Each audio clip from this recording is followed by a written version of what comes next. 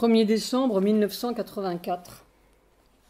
Je me souviens, il y a des années et des années, j'avais demandé à Mère, entre guillemets, quelque chose de radical.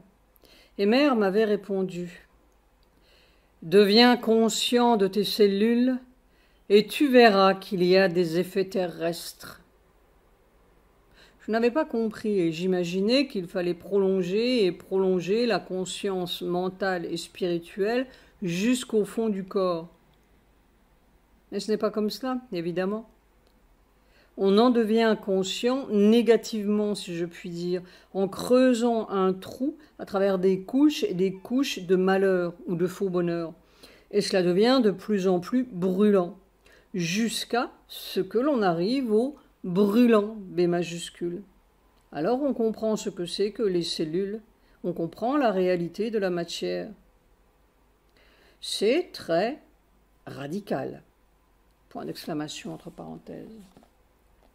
Je comprends bien aussi ce que Mère appelait fausse matière. Ce sont toutes ces couches de malheur empilées. C'est la matière scientifique. Point d'exclamation entre parenthèses. À travers leur microscope, ils ne voient que leur propre malheur. Et ils font les lois du désastre, des majuscules. La science et la religion sont les plus grands alliés de la mort. C'est son meilleur outil. L'un et l'autre font semblant de guérir pour vous envoyer finalement ad patres. Ils légalisent et sanctifient la mort. Je ne sais pas quel est le pire. La superstition scientifique est peut-être plus tenace. Après-midi, j'ai l'impression que tout ce corps est en proie à un mystère divin, quelque chose dont on ne peut rien dire et que l'on ne peut même pas décrire. C'est l'absolu nouveau, N majuscule. Ce n'est supportable que dans une transparence ou une perméabilité totale, c'est-à-dire une sorte de toi à toi absolu et c'est toi absolu. Il ne peut pas y avoir d'autre là-dedans, ce serait pulvérisé.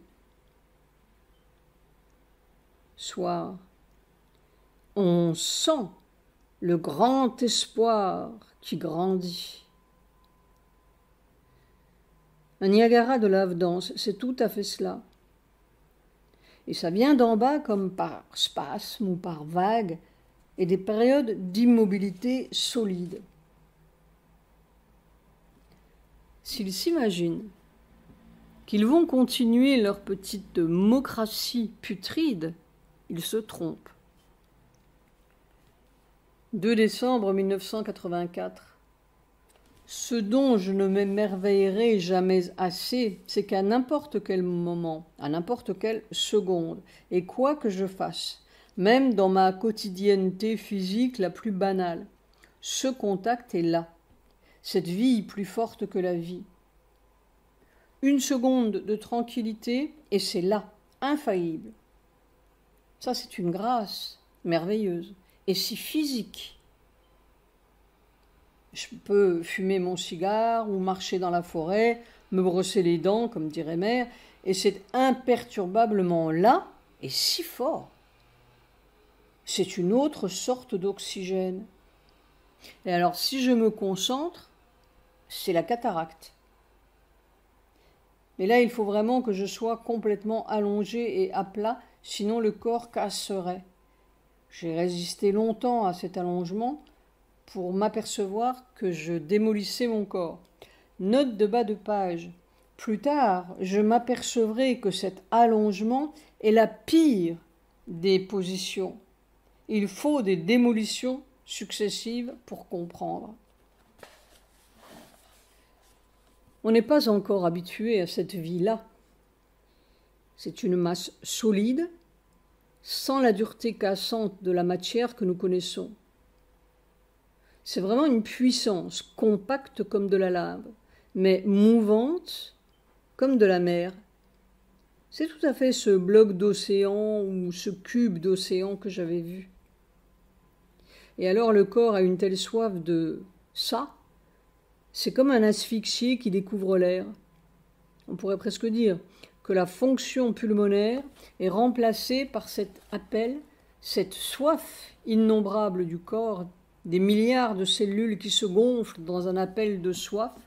C'est réellement un phénomène, entre guillemets, de la nature, N majuscule. Mais c'est tout à fait mortel pour tout ce qui a un lien avec la mort, comme l'oxygène libre est mortel pour le poisson. La mort, c'est la vieille vie. Tout ce que Sri Aurobindo et Mère ont dit est vrai, en lettres capitales, et vérifiable. Comme les îles Galapagos sont vérifiables pour le navigateur, il suffit d'y aller. J'ai l'impression que le petit phoque du Nouveau Monde est né. 3 décembre 1984. Ce que nous appelons l'autre côté, le monde des morts, est séparé de nous parce que nous disons être notre enveloppe mortelle ou notre dépouille. Mais l'expérience prouve que cette dépouille, elle est là toute vivante, si je puis dire. Elle nous enveloppe tout vivant et nous cerne constamment. C'est ce cocon mortel, cette épaisse couche subconsciente qui recouvre la matière vraie. On n'en sort soi-disant qu'avec la mort. Mais l'expérience de plus en plus évidente et quasi constante montre que l'on peut sortir tout vivant de ce cocon, qu'on peut l'enlever ou le trouer sans en mourir. On débarque dans l'air nouveau, dans la matière vraie, dans la vie nouvelle. L'expérience est faite. Ce que je me demande, l'expérience ou le fait doit fonctionner dans les deux sens. Il fonctionne même évidemment dans les deux sens. Si l'on est tout troué comme une passoire pour sortir du cocon mortel, de ce vieux cercueil de naissance, l'autre monde, l'autre vie, l'autre matière doit pouvoir rentrer dans ce monde par les mêmes trous de cette passoire. Est-ce que l'on ne pourrait pas servir de passoire amère? C'est cela ma question intime et comme une aspiration inavouée, entre guillemets, de la conscience de ce vieux corps. Elle passerait à travers les trous. Pourquoi pas?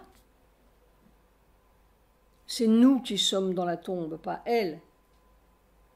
Et si un corps, une conscience corporelle réussit à trouer cette tombe, elle doit pouvoir passer matériellement à l'intérieur de notre monde. Mais ça ferait craquer toute la tombe du monde, probablement. Je ne sais pas dire, mais je sens, le corps sent quelque chose de vrai là-dedans.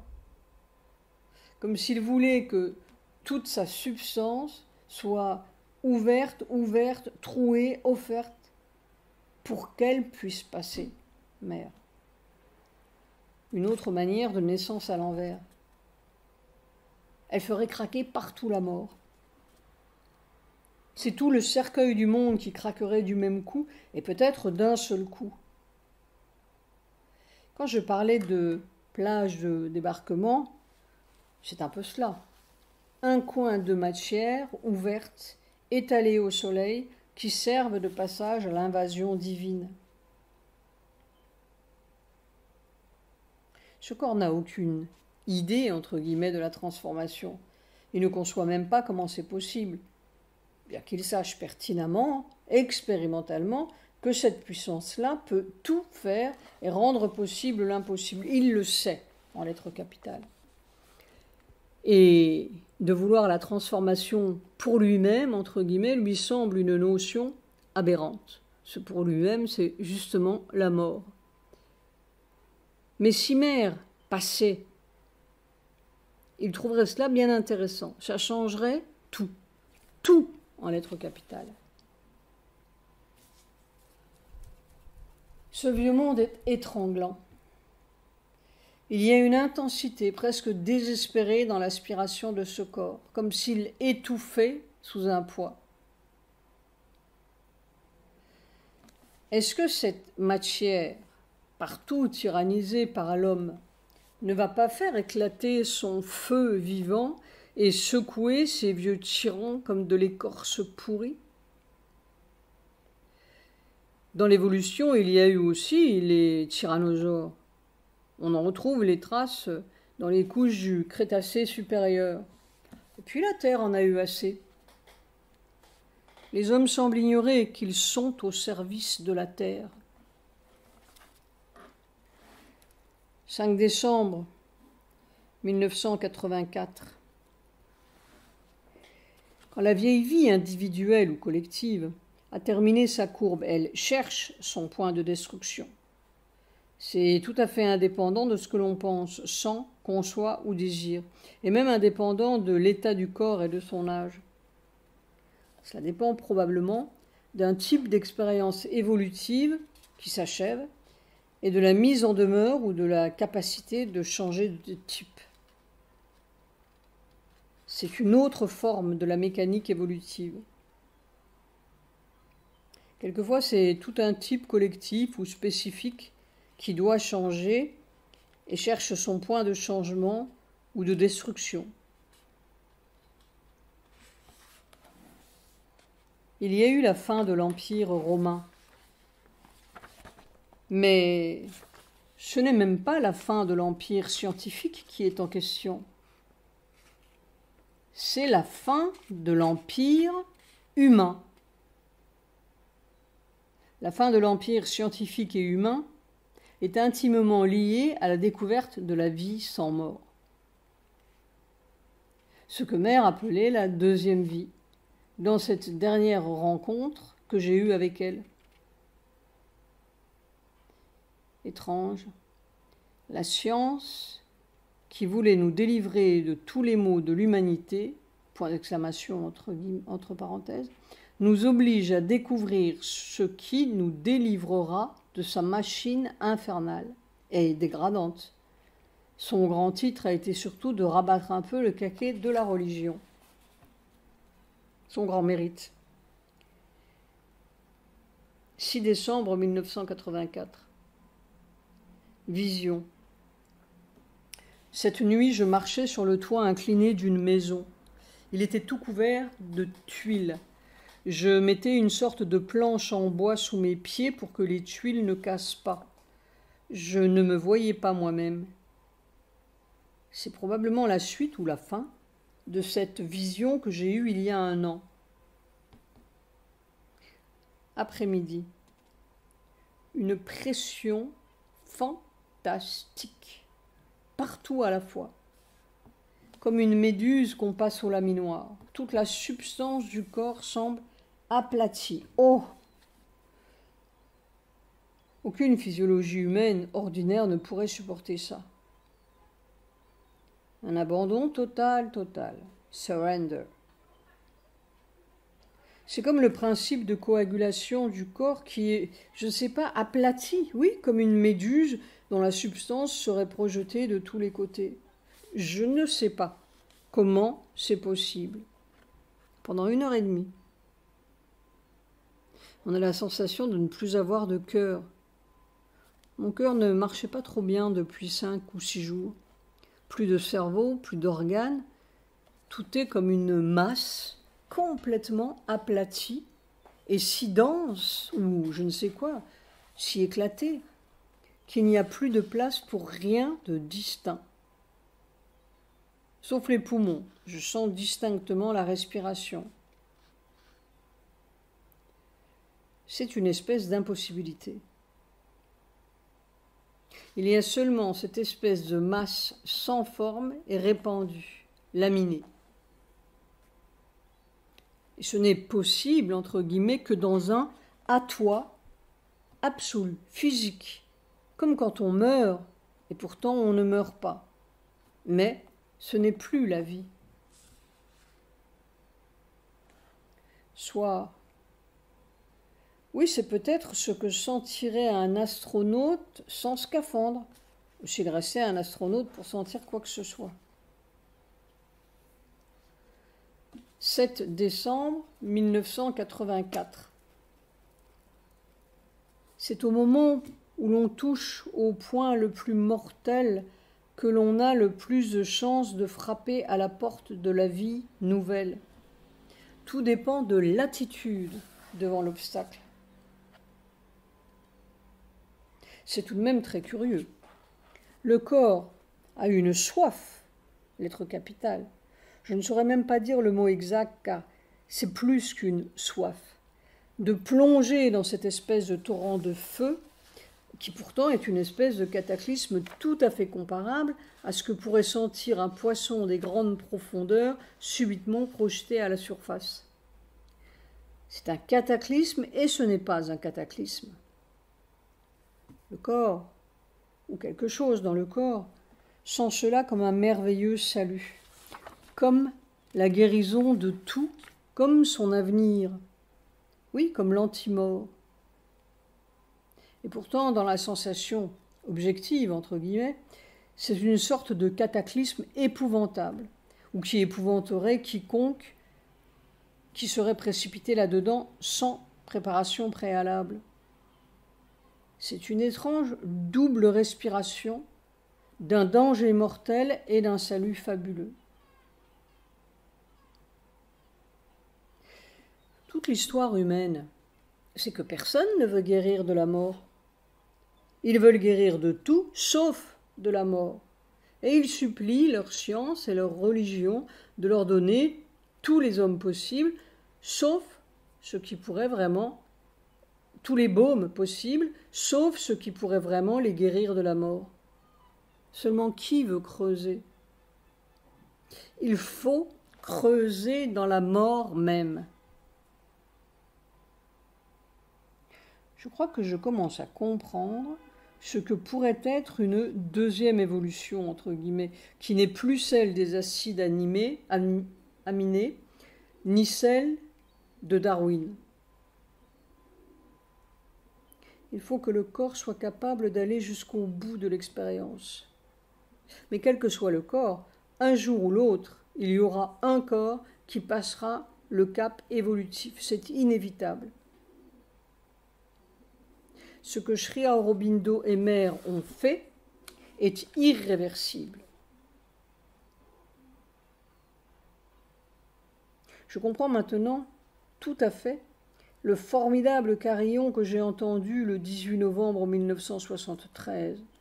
Pas d'obstacle, rien n'empêche. Pas d'obstacle, rien n'empêche. Rien n'empêche, en lettres capitales. Après-midi. L'expérience dépasse tellement toute mesure humaine, non seulement humaine, mais toute mesure individuelle, que je ne peux rien en dire. Ce n'est pas que je ne puisse pas dire, mais dire à qui?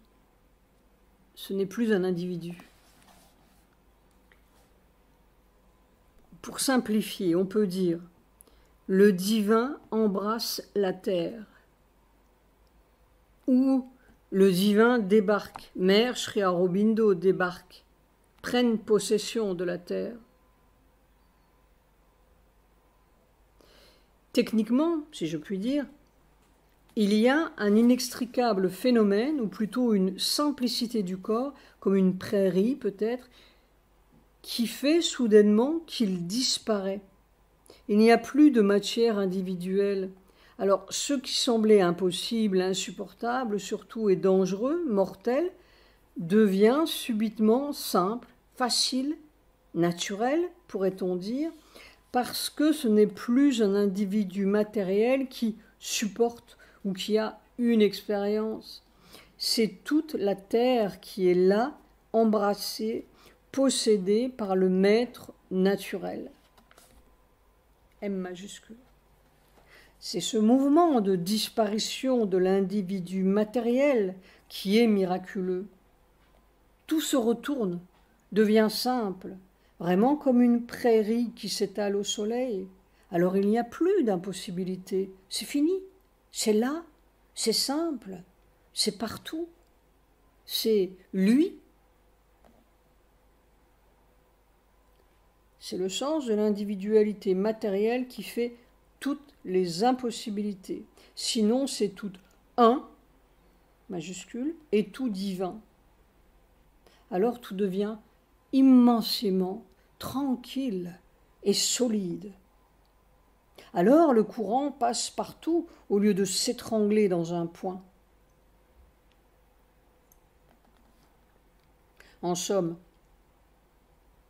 la pression devient de plus en plus insupportable, dangereusement insupportable, jusqu'à ce que le corps trouve le mouvement d'étalement ou de disparition.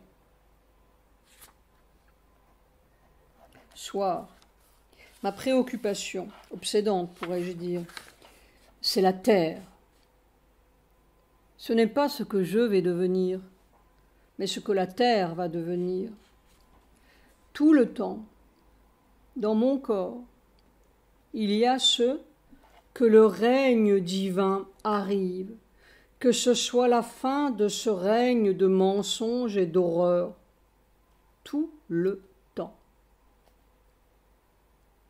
Quand je dis la terre, je ne veux pas dire les hommes, je veux dire la terre en lettres capitales, cette planète usurpée. Yep. 8 décembre 1984. Le corps est tellement usé et épuisé par toutes ces manipulations. Il y a une foi qui dit que j'irai jusqu'au bout du travail. Mais je ne sais pas quel est ce bout-là. J'aimerais voir le changement avant de partir. Et pourtant, il y a cette énergie si formidable. C'est une étrange contradiction. Comme de manquer d'eau au milieu du Niagara. Mère aussi hochait la tête. Est-ce qu'il faudra une nouvelle matière, faite justement de cette énergie dense? Est-ce que la vieille matière ou son vieux mode d'absorption des énergies est incapable de faire la transition? On se dit que si le corps avait 16 ans et toute une vie, entre guillemets, devant lui, mais qui, à 16 ans, serait capable de faire cette trouée dans la mort? Il faut avoir reçu beaucoup de douleur pour être convaincu qu'il y a une illusion à déraciner. J'étais dans les camps horribles à 20 ans. Et c'est seulement à 59 ans que je me suis réellement mis au travail. Alors, et toutes ces fibres de vie qu'il faut déraciner, sous des peçages méthodiques, qui le ferait à 16 ou même à 20 ans, alors qu'elles ont encore leur totale puissance d'illusion joyeuse, entre guillemets? Qui croirait en cette nécrobiose? Est-ce qu'il faudra l'autre matière? Et si l'on ne veut pas retomber dans les cellules de quelque vieil ancêtre, de l'un de ces honorables abominables, comment fera-t-on la transition entre ce qui est acquis, plus ou moins acquis, maintenant, et cette nouvelle matière? Elle ne va pas tomber du ciel. C'est toujours le même problème. Il faut aller jusqu'au bout. Mais où est le bout? Et pourtant, quand le corps trempe dans ce Niagara, est traversé et sillonné de part en part par cette énergie, tout semble possible. Dans cette contradiction même, il doit y avoir une clé inconnue. Midi. On est poignardé par la vieille vie. Mais il faut se servir de ce poignard même et de cette blessure même pour... C'est cela qui est difficile. Si difficile. Ce n'est pas la blessure qu'il faut changer, c'est toute la vie. Et c'est toute cette vie-là qui est la blessure, B majuscule. Je me le répète et je me le répète comme pour m'exorciser de la douleur, mais c'est toujours à refaire. On ne guérit pas de la blessure, il faut changer de vie. C'est ce changement-là, précaire. Je ne suis pas découragée. J'ai l'habitude des vents et des marées et je sais qu'il y a un port là-bas au bout de la passe. Je bénis Dieu et ma mère de m'avoir fait marin. Cela donne une autre mesure à la vie. 9 décembre 1984. En lettres capitales, c'est toi la réalité physique. Point d'exclamation. Le corps a fait une découverte formidable, mais formidable. Il y avait ces grandes vagues de feu, l'une après l'autre, qui montaient, gonflaient le corps comme par spasme et le faisaient rouler ou serpenter.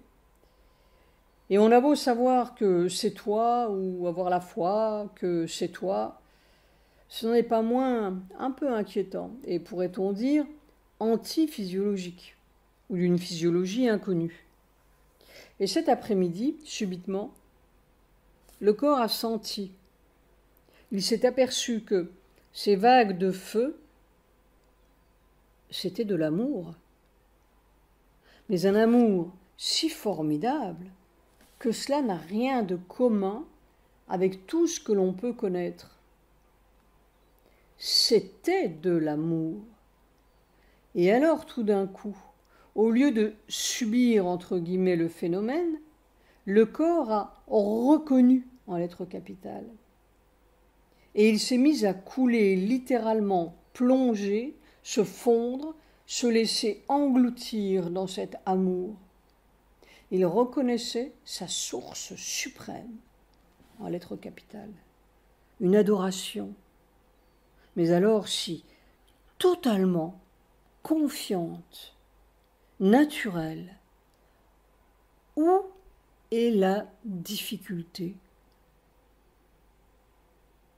Mais c'est là où il y a eu une découverte formidable.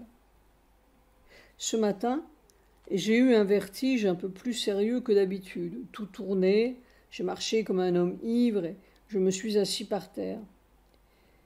Ensuite, depuis plusieurs jours, il y avait des difficultés dans le cœur, des mouvements singuliers, pénibles, et aussi des sortes d'apnées. Quand je voulais me reposer, et le cœur se remettait avec un bang.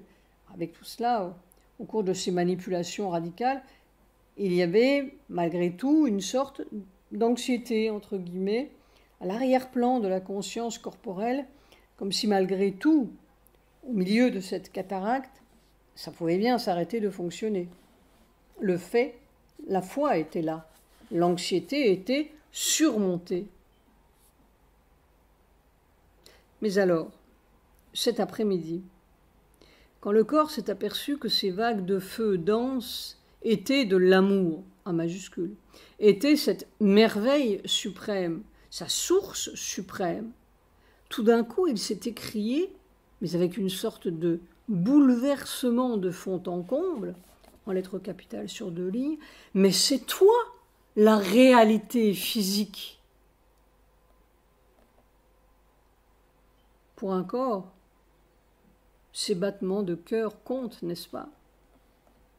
Eh bien, tout d'un coup, le corps s'est aperçu, a compris, réalisé que ces battements de cœur, sa respiration, tous ces trucs si essentiels, si capitaux pour un corps, c'était secondaire.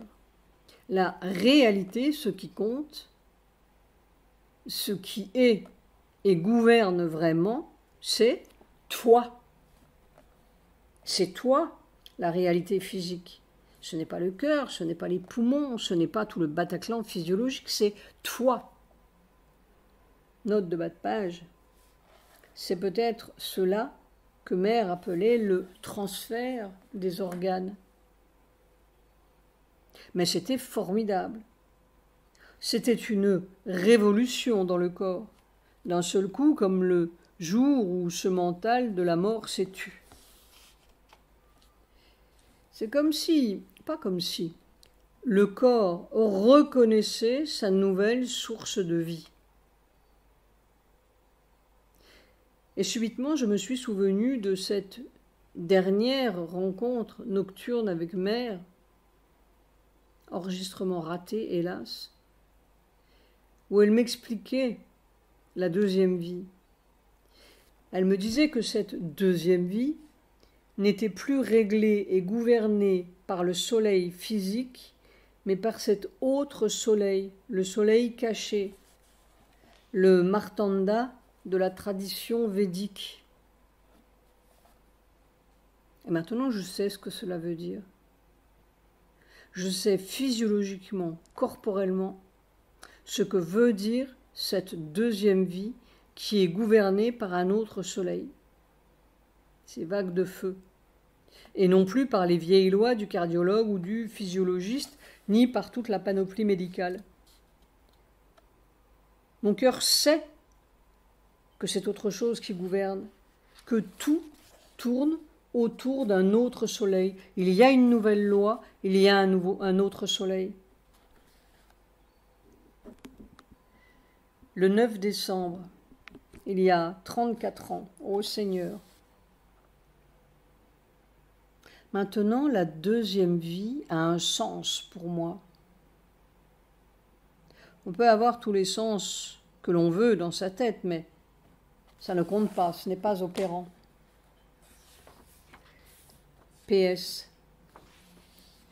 Je ne sais pas si cela a un rapport avec l'expérience d'aujourd'hui, mais hier soir, ou plutôt hier dans la nuit, j'étais encore dans cette blessure de la vieille vie et j'ai fait un effort désespéré pour arracher cette dernière racine de douleur.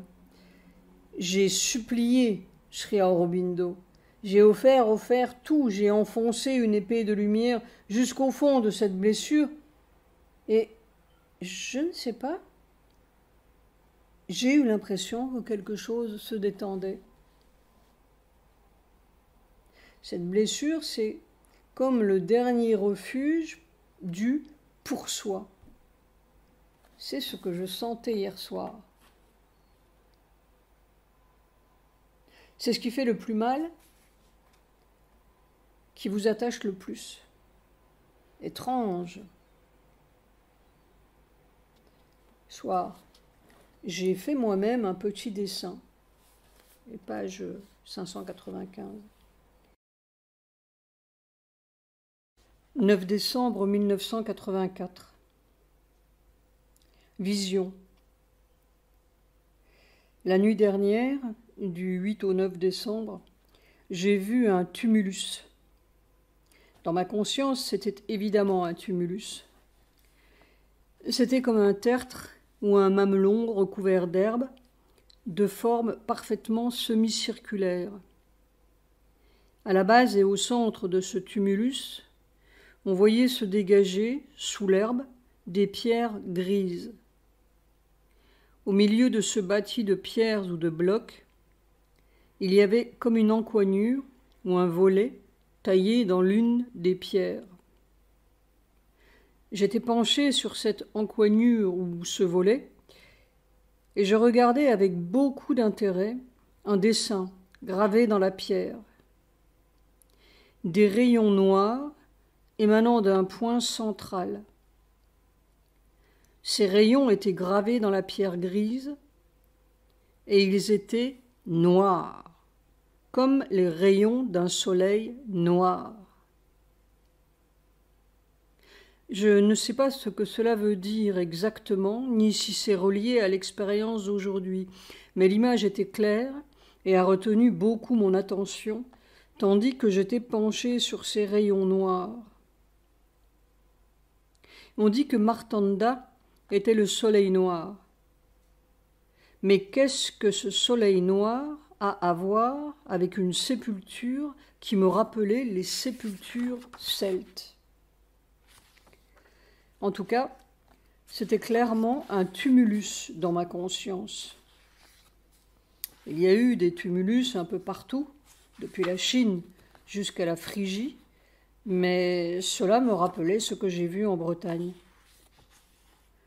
Ce n'était pas un grand tumulus. Il avait peut-être 2 ou 3 mètres de haut et 6 ou 7 mètres de large. les rayons noirs se situaient exactement à ras de terre.